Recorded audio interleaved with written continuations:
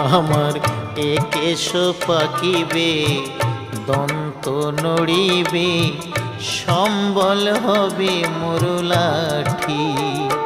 তখন পুত্র পরিজন সকলে বলিবে, পুত্র পরিজন সকলে বলিবে, এ জঞ্জাল মরিলে বাঁচি মুনামার মানুষ হইয়া, জন্ম লোভিয়া মানুষের করিলাম কি।